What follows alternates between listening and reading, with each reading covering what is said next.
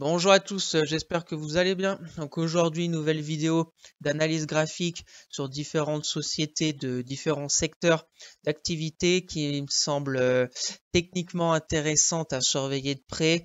Je partagerai bien évidemment mon avis sur ces sociétés. On fera un point comme d'habitude sur le CAC 40, un point rapide sur la macro avec beaucoup de choses qui s'est passé cette semaine. Je vous donnerai mon point de vue. On verra mes trades court terme en ce moment avec un petit nouveau en cette fin de semaine, Legrand. Société que je vous ai parlé le week-end dernier et où j'ai pris quelques actions de Legrand. Je vous montrerai tout ça. Donc n'hésitez pas à vous abonner à la chaîne, à partager la vidéo, à me lâcher un maximum de likes, ça me ferait très plaisir. Pour les personnes intéressées par mon Twitter où je mets mes trades court terme, les infos concernant la bourse, etc. Le lien est dans la description. Allez, on passe au sommaire.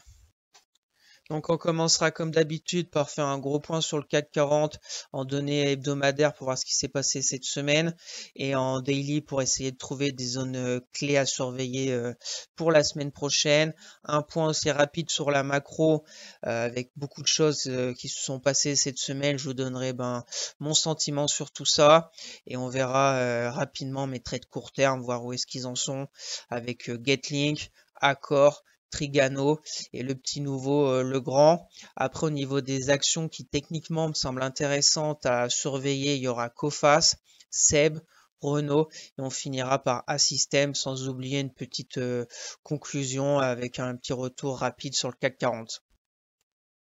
Bien sûr, je ne suis pas un conseiller financier. Mon avis dans cette vidéo ne représente pas un conseil d'investissement.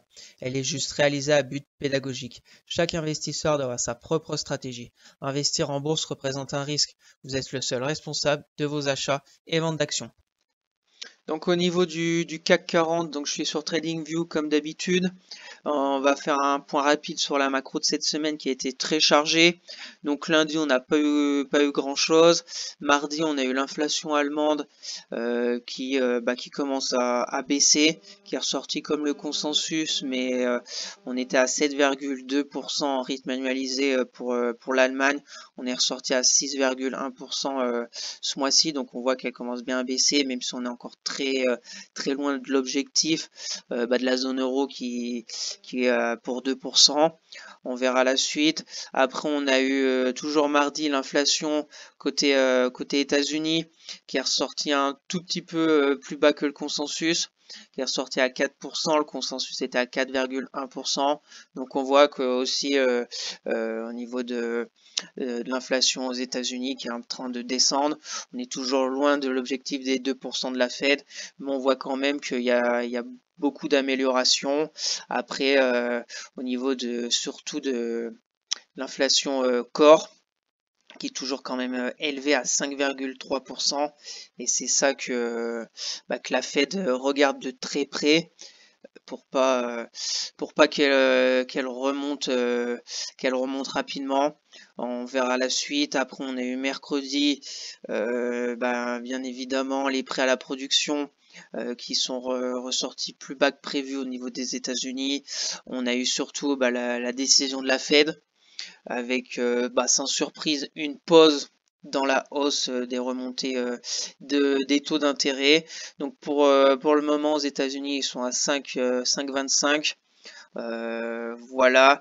Après il y a eu le discours de Jerome Powell qui était je l'ai trouvé je pense qu'il est dans le flou comme tout le monde parce qu'ils nous ont parlé de la pause qui devrait avoir une autre remontée de 25 points de base au mois de juillet et peut-être une autre après la prochaine réunion je crois au mois de septembre. Donc je comprends pas trop pourquoi ils veulent relever encore deux fois les taux alors qu'ils font une pause maintenant. je pense qu'ils sont un peu comme nous dans le flou et qu'ils attendent de voir les données économiques au compte-gouttes, quoi. Chaque donnée va être scrutée.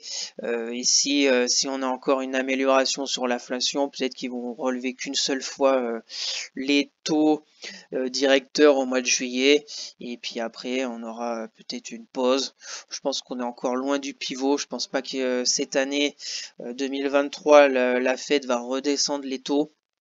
Je pense qu'on va rester comme ça, sachant qu'en plus que l'économie américaine est très résiliente. On est encore assez loin d'une récession pour le moment par rapport aux données. Donc affaire à suivre. Je pense que voilà, indécision même pour les banques centrales. Et, que ce soit même la BCE qui a été elle jeudi. Après jeudi, on a eu encore des mauvais chiffres de la production industrielle en Chine.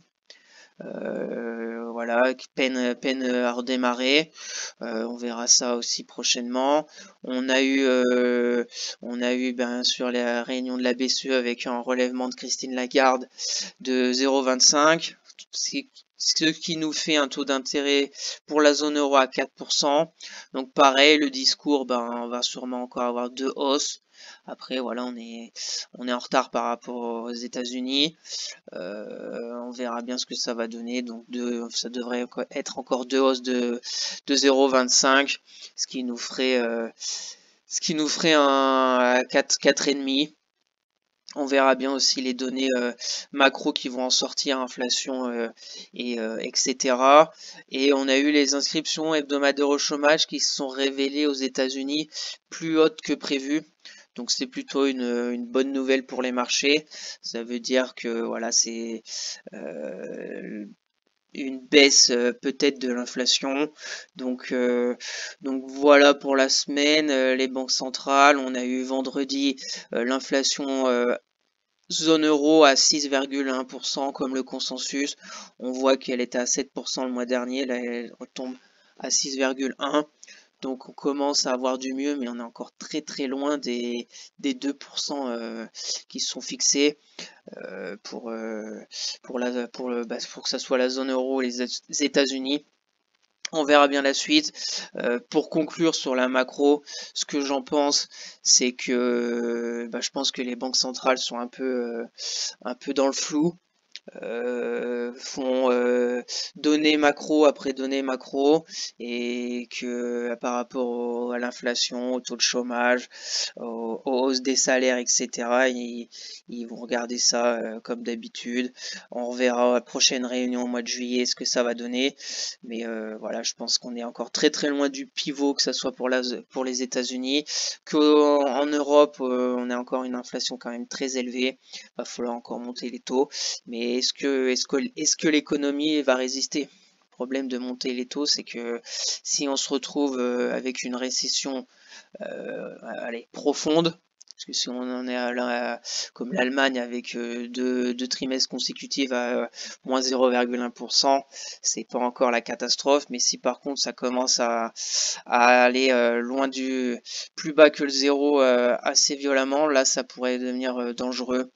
Mais voilà, on suit ça. Les marchés de cette semaine, on voit que ça leur a fait plutôt bonne impression, les banques centrales, parce qu'on clôture cette semaine sur le CAC 40 avec une belle bougie hebdomadaire de plus de 43%. On voit qu'on englobe les 2 semaines précédentes. On clôture plus haut que la semaine de fin mai. Donc semaine très positive sur le CAC. On est de retour là maintenant sur cette zone, on va se mettre en daily, on verra mieux, mais en hebdo, on voit qu'on est venu presque toucher la moyenne mobile 10 qui va nous faire résistance dynamique pour la semaine prochaine. Donc comme d'habitude, la bougie suivante sera très importante. Est-ce qu'on va clôturer au-dessus de cette bougie hebdomadaire et donc au-dessus de la moyenne mobile 10, ou est-ce qu'on va pas réussir la semaine prochaine à clôturer au-dessus des 7400 7420 points? On verra bien. Pour le moment, le CAC est assez fort. Voilà, est-ce que la respiration, la correction, qu'on était venu vers les 7120 est terminée et qu'on va revenir vers les 7500? On verra bien la semaine prochaine. On va se mettre en daily. Daily, on voit cette semaine avec lundi presque rien. Mardi, ça a commencé à monter. Jeudi, il y a eu la BCE, ça a hésité avec des petits corps et plutôt des mèches. Et vendredi, une belle bougie, haussière sur le CAC avec plus 1,34. Le gap baissier du 23 mai vient d'être comblé. Donc on va l'enlever. On va garder quand même cette résistance parce qu'on voit qu'on est pile poil dessus là. Cette zone de polarité qui avait fait résistance, après support, résistance, et on l'avait cassé violemment avec ce gap du 24 mai. Là on est de retour. Donc est-ce qu'on va repartir à la baisse la semaine prochaine et revenir vers peut-être cette oblique, ou est-ce qu'au contraire on va encore pousser, revenir vers les 7005? Voilà, ce sera l'enjeu de la semaine prochaine au niveau du CAC. C'est est-ce qu'on va clôturer au-dessus des 7400 points? Est-ce qu'on va avoir une autre semaine positive et clôturer au-dessus, ou est-ce qu'on va plutôt encore repartir à la baisse? Là, on est à la croisée des chemins. On verra ça la semaine prochaine. Bien évidemment, je partagerai sur Twitter s'il se passe quelque chose sur le CAC. Donc n'hésitez pas à aller vous abonner. Le lien est dans la description. Au niveau de RSI, c'est positif. On voit qu'on vient de passer les 50. On serait pile sur le 62 RSI, donc il y a encore du gros potentiel haussier. Il y a encore de la place pour monter jusqu'à 7005 facilement. On verra ce que ça va donner la semaine prochaine. Donc passons maintenant rapidement à mes trades court terme. Donc Getlink toujours en portefeuille. Ça commence à sentir pas très bon. Getlink PRU à 16,74. Là, il y a le gap du dividende. J'avais ce support oblique, mais qu'on a quand même transpercé avec de la vitesse. J'ai attendu cette semaine la clôture hebdomadaire. Avec un CAC qui est en train de repartir à la hausse. Getlink, j'avais ce 15,50 là de stop.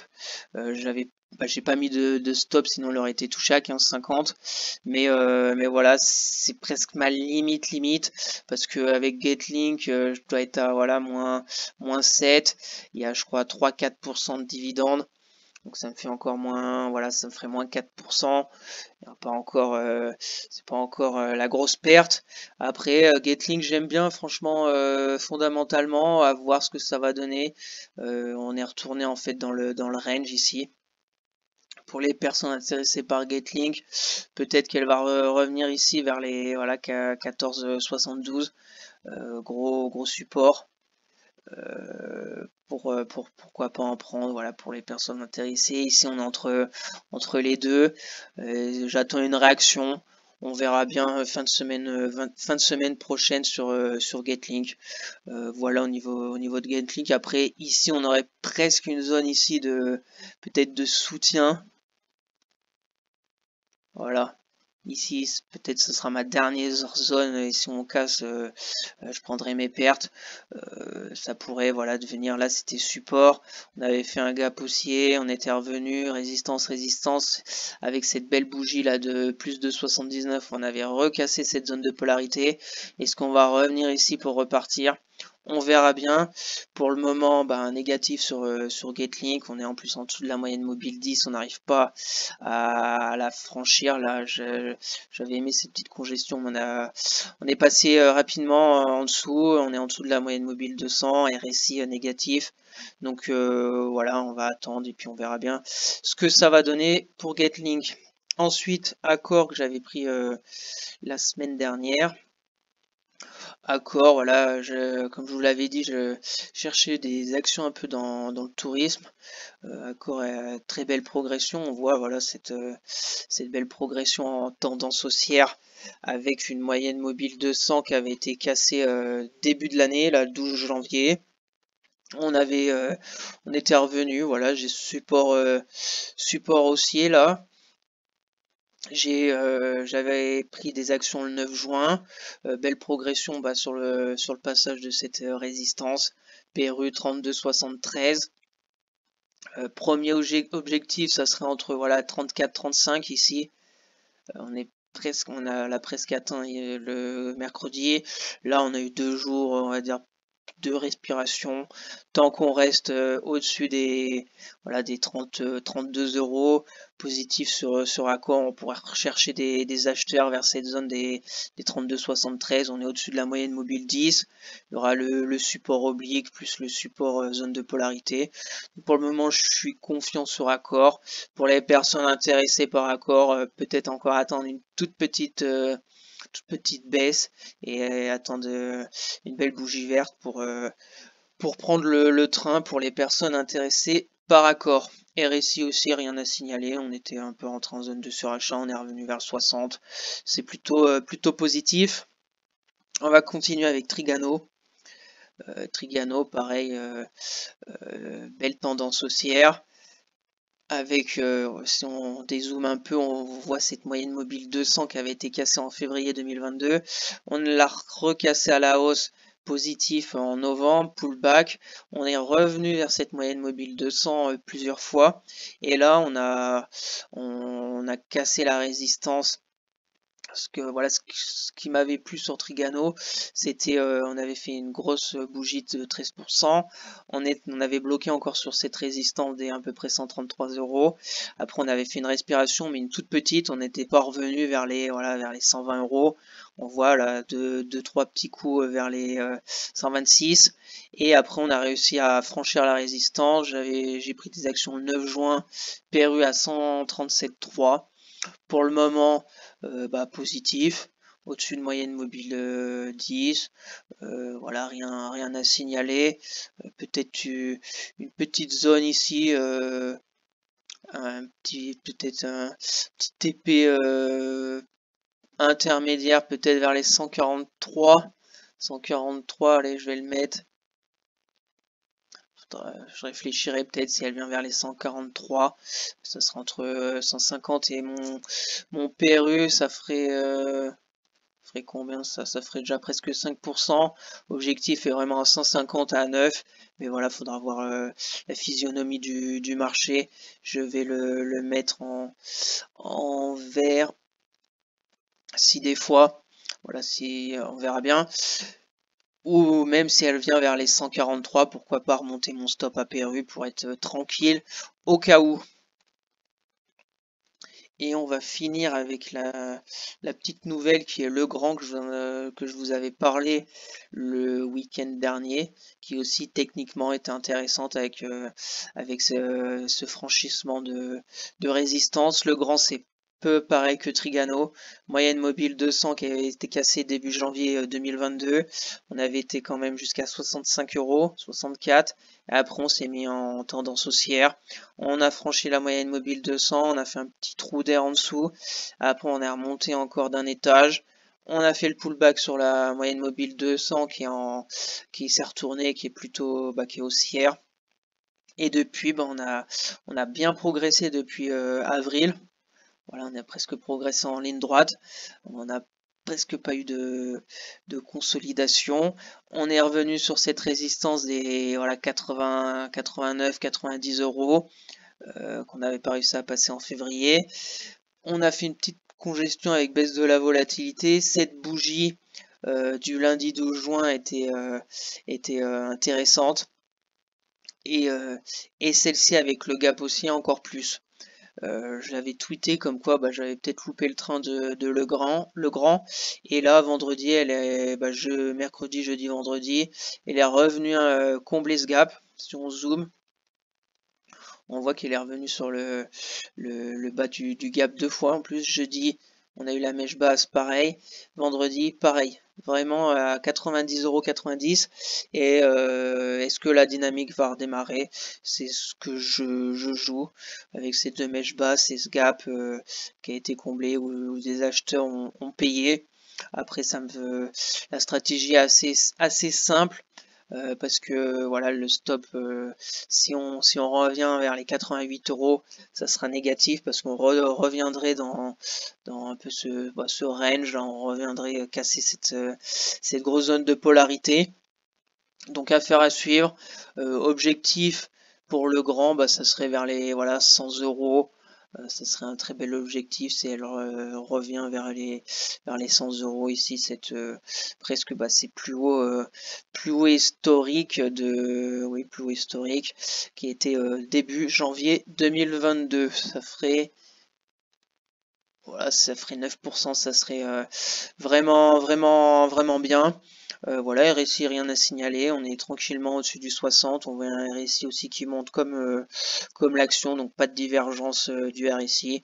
Donc positif aussi sur le grand pour les personnes intéressées, c'est pareil, il y a possibilité que lundi on ait encore peut-être une baisse de la volatilité et puis un cours qui bouge pas trop et pourquoi pas attendre encore une belle bougie haussière pour prendre le train sur le grand.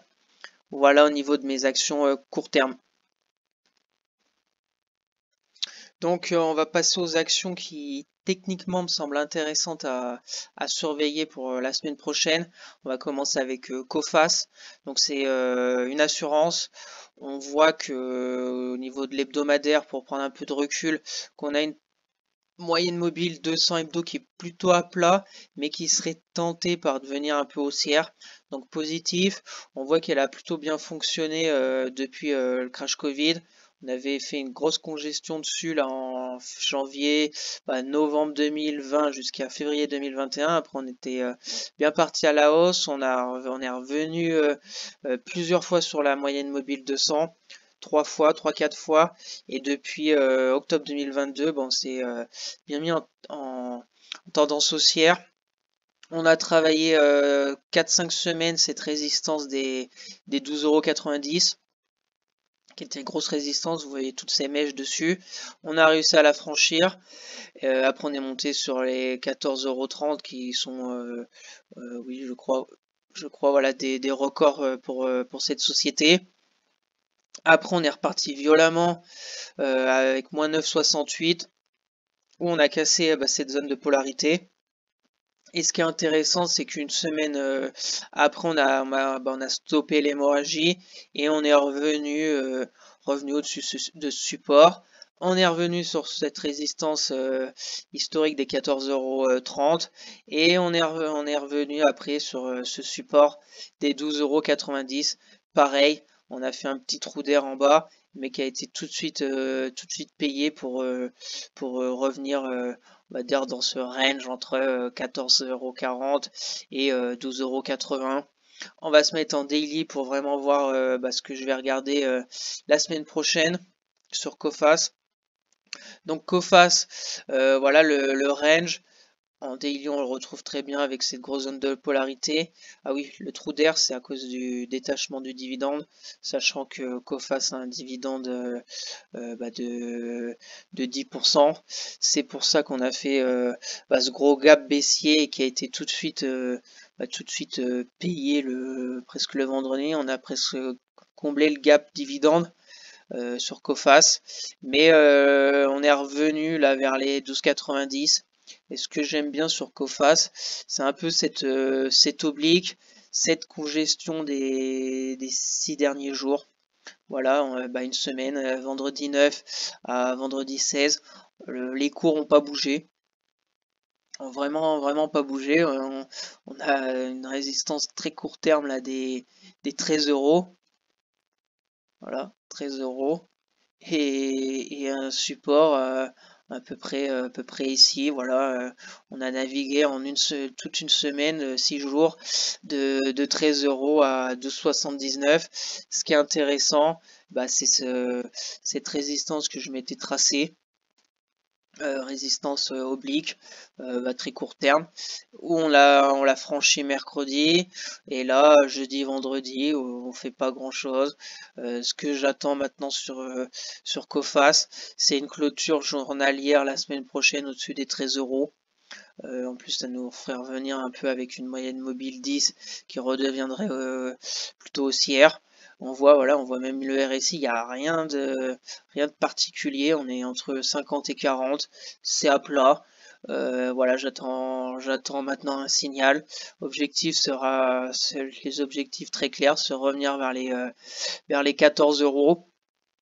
Et en plus avec un stop qui serait juste en dessous là de toute cette mèche vers les voilà 12,60 pour se donner un petit peu de marge, 12,60, 12,65. Ça ferait si on prend vers les 13,10, ça ferait à peu près 3% de gain pour presque 9.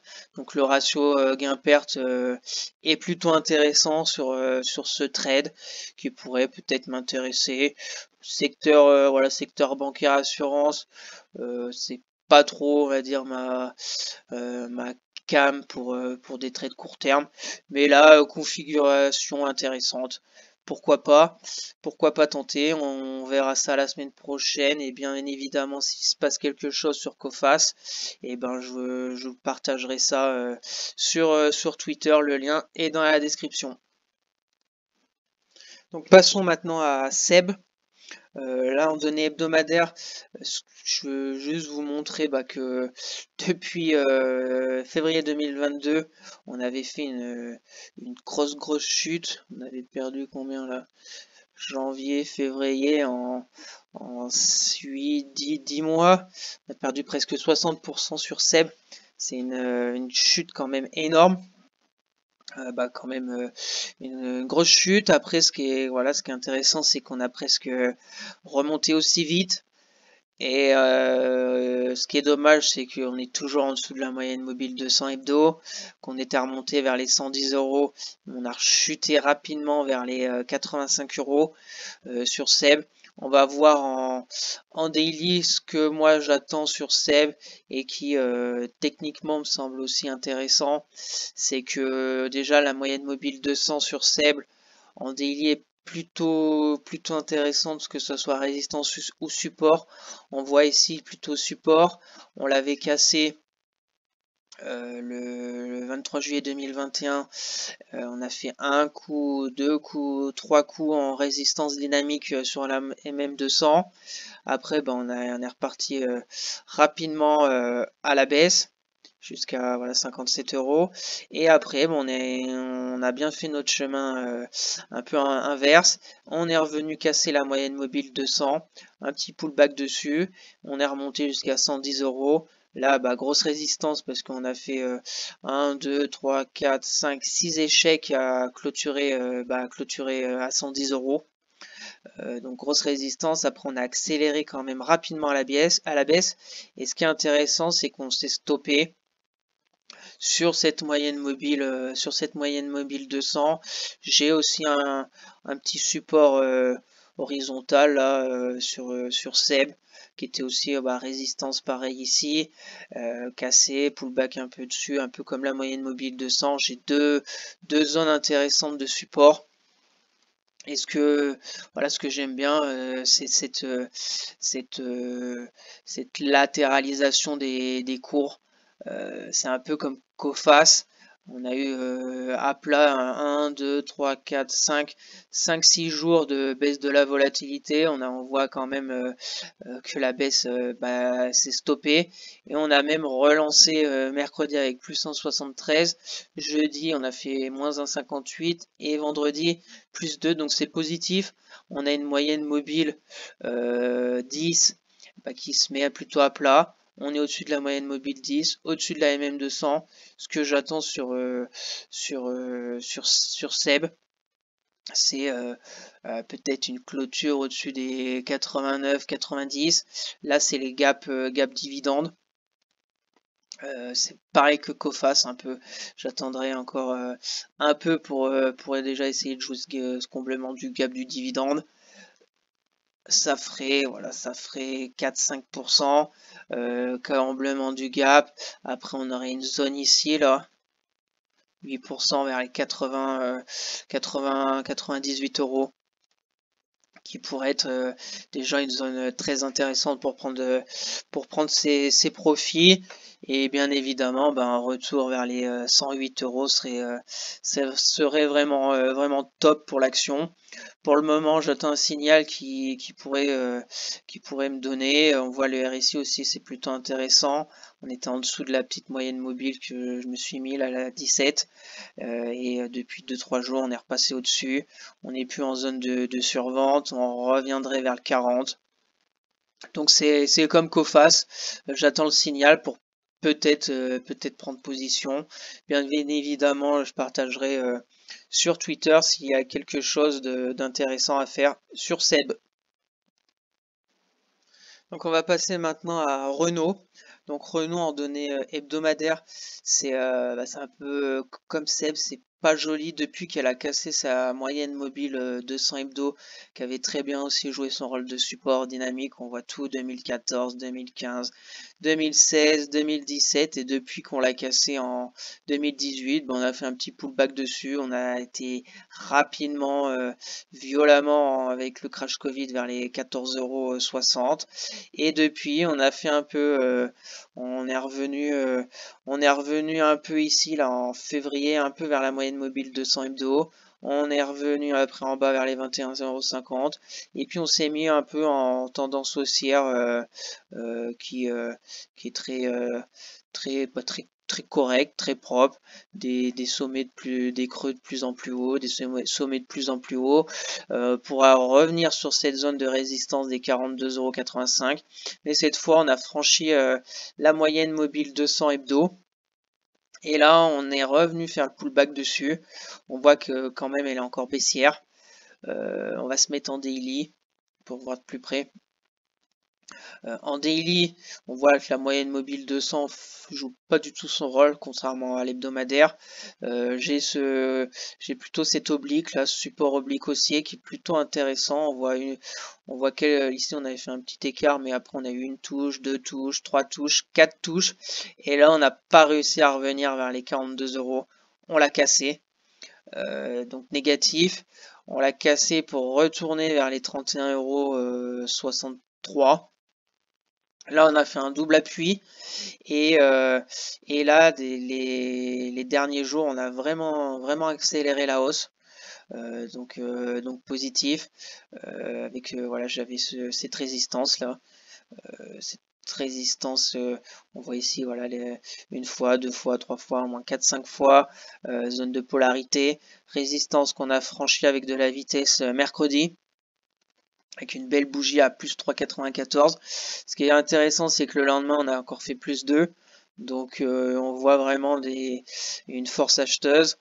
Maintenant, le problème, c'est que pour ma part, c'est plus le timing pour rentrer sur Renault.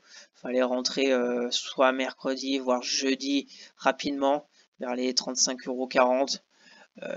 Pour après voilà placer un stop vers les 33,53 €. On est trop haut, surtout que là on est rapidement sur une zone de résistance vers les 40 €.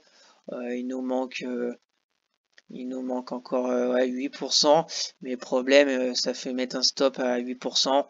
Donc le ratio gain-perte est pour ma part pas assez intéressant. Ce que moi je vais attendre de Renault, c'est si elle revient par ici, voir ce que ça va donner.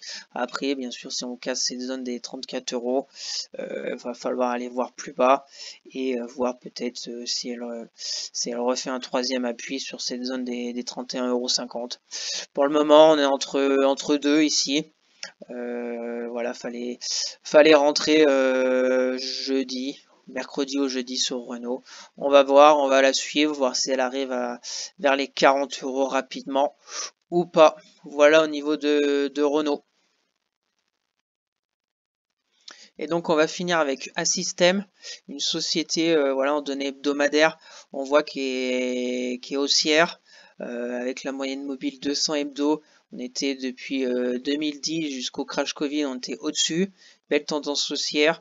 Après, on a eu le crash Covid, on est passé en dessous, mais on a rapidement fait notre retard quand même. On l'a recassé à la hausse en mai 2021. Un pullback, et puis on est sur des plus hauts historiques.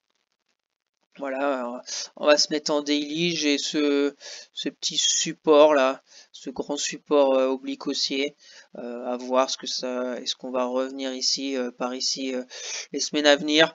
Après voilà, c'est plutôt pour du long terme. pour ceux intéressés par un système. Pour ma part, pour du court terme, on va se mettre en daily. Donc à système en daily, ce que je trouve intéressant sur graphiquement, c'est vraiment ce range entre 46 € et 41 €. On voit que cette zone ici là qui était résistance, on est monté jusqu'à 45, on est redescendu, on a retapé les 46, on est redescendu à 42, 46, 42, et depuis le début mai, on voit qu'on est remonté vers les 46, mais là on est pas redescendu. On n'a jamais franchi les 44. Voilà, ces jours, il y a quelques jours, quelques semaines. On est resté longtemps vers les 46, on a fait voilà un peu du surplace durant quelques jours. Après le 2 juin, on a clôturé au-dessus des 46. Ça a quand même vite vendu, mais là on a refait encore, on voit vraiment une grosse bataille entre acheteurs et vendeurs, parce que un jour on a une bougie rouge, un jour une bougie verte, un jour une rouge, un jour une verte, et là on voit on serait presque sur des records absolus sur un système. J'avais ce petit triangle qui est toujours d'actualité, parce que là on est à 46,50 € sur un système. Est-ce qu'on va revenir encore vers les 46 € là encore, voilà, 50 centimes, et vraiment après aller chercher des records sur ce titre. Pour le moment, pas de signal à suivre. Il y a je vais suivre deux stratégies, on va dire. C'est soit vraiment une clôture au-dessus des 47 € avec une belle bougie haussière au-dessus des 47 €. Après, le problème, ça va être un stop d'invalidation qui sera vers les 45,50 €. Donc ça commence à faire ouais, 45 €, ça ferait 4-5%, c'est pas encore. Et puis après, bon, on va en terrain connu sur des plus hauts historiques. On verra ce que ça va donner. Pour le moment, pas de signal. Après, deuxième possibilité, c'est qu'elle revienne encore vers les 46 et que ça nous ferait peut-être, on aurait presque aussi ce support oblique là. On va le laisser. On va le laisser pour voir. Voilà au niveau d'un système. Du positif quand même depuis début mai. On voit qu'elle est jamais revenue en dessous des 44 €. Affaire à suivre. Bien évidemment, si je prends position ou s'il y a quelque chose de très intéressant, je partagerai sur Twitter. Le lien est dans la description.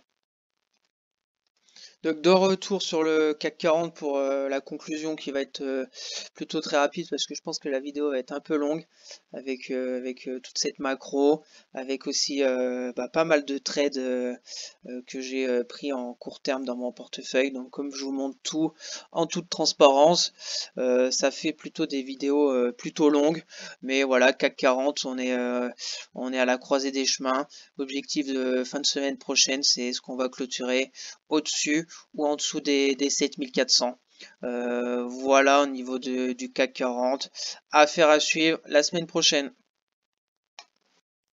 Donc merci à tous d'avoir suivi cette vidéo, j'espère que ça vous plaît, que chaque week-end je vous fasse le point sur le CAC 40, que je vous donne mon avis sur la macro, et que je vous fasse découvrir des actions qui techniquement me semblent intéressantes à surveiller de près, et bien évidemment que je vous montre aussi mes trades de court terme en cours en toute transparence.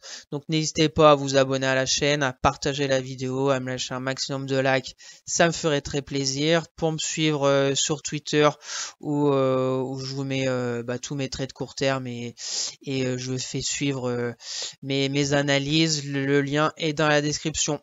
Sur ce, passez un excellent week-end, et puis on se retrouvera sûrement en milieu de semaine pour une analyse fondamentale. Allez, bye!